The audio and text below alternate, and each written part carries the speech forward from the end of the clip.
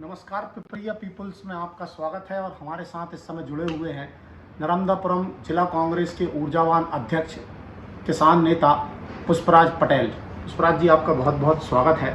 आज कमलनाथ जी की जो सभा हुई है, इस सभा से क्या मंथन मत करके क्या निकलेगा, आपको क्या लगता है? देखिए, कमलनाथ जी बहुत बड़े नेता हैं और देश प्रदेश के ख्यातिवान नेता है, विकास की सोच रखने वाले नेता हैं।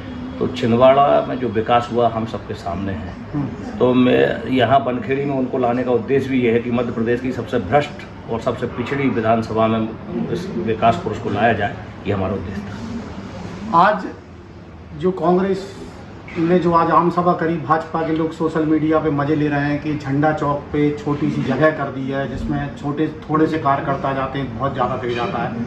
इस पर आप क्या बोलेंगे?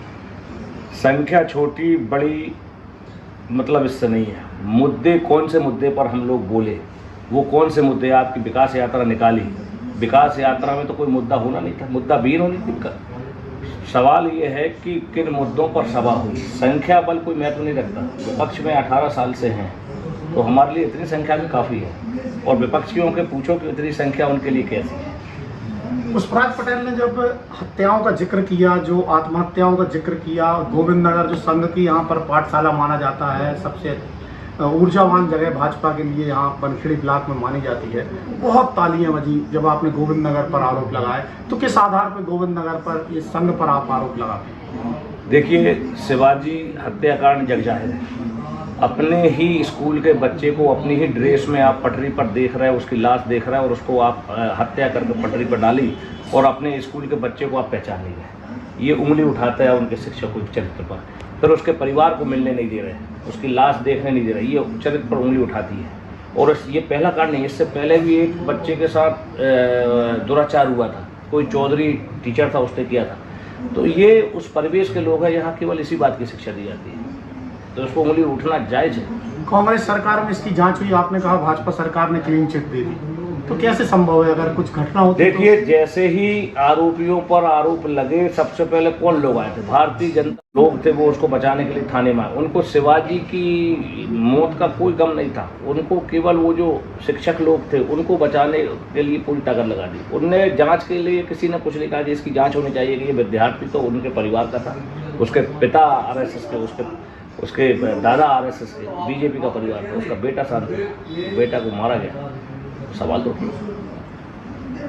पुष्पराज पटेल ने कुछ माह पहले विधायक का घर घेरा था, जब आप जिला अध्यक्ष नहीं थे, हमारे पिपरिया विधायक था। कुछ साल पहले जब आपने उनका घर घेरा, फिर उसके बाद में डी ने आपके खिलाफ शिकायत करी, आप जेल गए, कुछ दिन आप जेल में रहे। तो आप जो पूरा का पूरा ऐसा लगता है कि आपका फोकस पिपरिया विधानसभा पे सिर्फ उसका बदला लेने के लिए है? नहीं, देखिए, राजनीति में ऐसी कोई बात नहीं है। हमने विधायक जी का घर घेरा तो विधायक जी को शिकायत करनी थी। शिकायत कौन कर रहा है? डी कर रही है। डी, हमारी लड़ाई डी से हमेशा चलेगी। बिजली विभाग के अधिकारी से किसानों की लड़ाई हमेशा चलेगी। उस पर महिला बैठी है, पुरुष बैठा है, उस पद पर ब्राह्मण बैठी है, राजपूत बैठा है और अन्य समाज, इससे हमें कोई जात-पात से हमें क्या लेना है? उस पद पर जो भी अधिकारी बैठेगा, हमारी लड़ाई उससे होती है और हमारी लड़ाई उससे थी और उससे होती रहेगी। अब मेरी गिरफ्तारी हुई 7:40 पर, मेरे खिलाफ FIR दर्ज हुई 9:43। उसको आप क्या कहेंगे? ये सत्ता का और अधिकारियों की साठगांठ है। तो ये इसलिए पिपरिया सब फोकस है कि यहाँ पर दो हमारे जिले में 2 SP और 2 कलेक्ट्रेट है, एक नर्मदापुरम में और एक आपके ये भावसा बुसगुट्टे। यहाँ का आदेश, ये सुप्रीम कलेक्टर है, सुप्रीम SP है। आपने ये बात खुले मन से भी कही, बहुत तालियां बजी भाऊ साहब बुसकटे को जब आपने वहाँ पर न्यास पर आरोप लगा। तो कैसे कहते हैं कि आप यहाँ पर एक कलेक्टर है, यहाँ पर एक SP है? ये तो प्रशासनिक व्यवस्था में नर्मदापुरम में बैठ रहे हैं, यहाँ पर तो संघ के कार्यकर्ता। देखिए, भारतीय जनता पार्टी की सरकार में पिछले 18 वर्षों में सारी संस्थानों का भगवत है। और मैं ऐसे 10 उदाहरण बता दूंगा कि कलेक्टर कुछ और कहना चाहता है लेकिन इधर के आदेश के आगे वो चुप हो जाता है। क्यों इतना भ्रष्टाचार पनप रहा है? क्यों बीजेपी के लोग यहाँ पर राशन की दुकानों पर खड़े होकर गाली बकते हैं गरीबों को, कुछ नहीं होता? क्यों हत्या के आरोपियों को बचाया जाता, हत्या के आरोपियों पर FIR नहीं होती? किसका संरक्षण है? इन्हीं लोगों का। इस आश्रम का विरोध, ये भाऊ साहब भुसकुट्टे आश्रम का विरोध जनता में कितना है कि जैसे ही हम उसका मन से नाम लेते हैं कितनी जबरदस्त तालियां बजती हैं। ये इशारा करती हैं कि ये लोग अत्याचार कर रहे हैं गरीब जनता पर। भाजपा के लोगों का आरोप है लगातार कि पुष्पराज पटेल खुद की विधानसभा में कभी कोई आंदोलन नहीं करते, इटारसी नहीं जाते, होशंगाबाद नहीं जाते, सिवनी मालवा नहीं जाते, और पिपरिया में यदि कुछ भी होता है तो तुरंत पिपरिया आ जाते हैं। तो क्या आपका एक उद्देश्य है कि पिपरिया से मतलब भाजपा को उखाड़ फेंकना है या फिर व्यक्ति विशेष को यहाँ से उखाड़ फेंकना है? देखिए, राजनीति में ये लड़ाई सिद्धांत और विचारधारा होती है, व्यक्तिगत किसी से कोई मतभेद नहीं होती। हमारा कोई भी किसी भी राजनीतिक व्यक्ति से कोई मतभेद नहीं है, ये सिद्धांत और विचारधारा की लड़ाई है। सोहागपुर में आंदोलन होते हैं, सोहागपुर बराबर आंदोलन तो मेरे ख्याल से चक्का जाम कभी हुए नहीं होंगे। मेरे पर 8 या 9 प्रकरण चक्का जाम के सोहागपुर के ही हैं, कुछ बावई के हैं, कुछ हमारा इटारसी सिवनी मालवा में हुआ। पर जहाँ ब्लॉक अध्यक्ष बुलाएगा वहीं जिलाध्यक्ष आएगा। जहाँ स्थानीय कार्यकर्ता खुद ही अपना आंदोलन करने लगा और उनको अगर लगता है तो अध्यक्ष को बुलाते हैं, मैं जाता हूँ। पुष्पराज पटेल आने वाले दिनों में विधानसभा का चुनाव, लोकसभा का चुनाव, कोई चुनाव लड़ेंगे क्या, या इसी तरह से संगठन में काम करते रहें? देखिए, ये कमलनाथ जी जाने, ये दिग्विजय सिंह जी जाने हैं, उनको कहाँ किसको सेट करना है। वो बड़े नेता हैं, जो जिम्मेदारी उन्होंने मुझे सौंपी है पिछले 2 महीने से, मैं उसको पूरी ताकत से निभा रहा हूँ। सर्वे होगा, कमलनाथ जी आप जानते हैं सर्वे के आधार पर टिकट देते हैं, तो जिसका भी सर्वे में नाम होगा वो चुनाव लड़ेगा। अब जिला अध्यक्ष की जब से आपने कमान संभाली है, चुनाव नज़दीक है, पिपरिया विधानसभा को यदि हम ले लें तो यहाँ पर 20 प्रत्याशी आरक्षित वर्ग से अपनी दावेदारी कर रहे हैं। आज भी हमने बैनर पोस्टर देखे, टिकट आप एक को देंगे, 19 लोगों को कैसे संभालेंगे? उनका क्या बैकअप प्लान रहेगा कि वो इतना बकरौना नहीं करेंगे कि फिर से कांग्रेस की हमने सभी से कहा है कि देखिए, अपना आजकल बहुत सारी एजेंसियां हैं जो अपना सर्वे कराते हैं। आप भी 2-2, 5-5 लाख रुपया का खर्च आता है उसमें, मुझे ऐसी जानकारी है कि आप उनको सर्वे करा लो, और सर्वे में अगर आप लग रहे हो कि आप जीतने वाले हो तो ही टिकट मांगो, अन्यथा।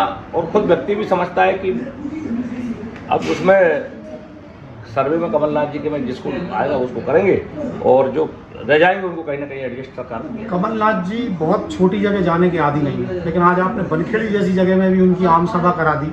क्या रणनीति है इसके पीछे? आपने बताया भी मन से। देखिए, ये सुरक्षित, कमलनाथ जी ने पूछा भी आपसे, ये सुरक्षित सीट है, ये एससी की सीट है, और बनखेड़ी में सबसे ज़्यादा बनखेड़ी तहसील की संख्या एससी की यही है। तो जिस वर्ग की सीट है हमारे बड़े नेता को वहीं बिठा लो, उनकी दुख तकलीफ उनको वहीं सुनो। क्यों हम यहाँ के लोगों को, गरीब लोगों को गाड़ी में भर भर के पिपरिया ले जाए? नहीं, आप आइए, उनके घर चलिए, उनके घर अपनी बात सुनिए, उनकी बात सुनिए। और आप देखा होगा क्षेत्रीय नेता ज़्यादा थे आज हमारे मंच में, बाहर के नेता नहीं थे। जो सम्मानीय हमारे विधायक पूर्व आए, वर्तमान विधायक आए, वो तो थे, लेकिन अधिकांश मंच पे क्षेत्र के व्यक्ति इसलिए हम लोगों ने बैठाए कि आखिर सबका मान सम्मान हो।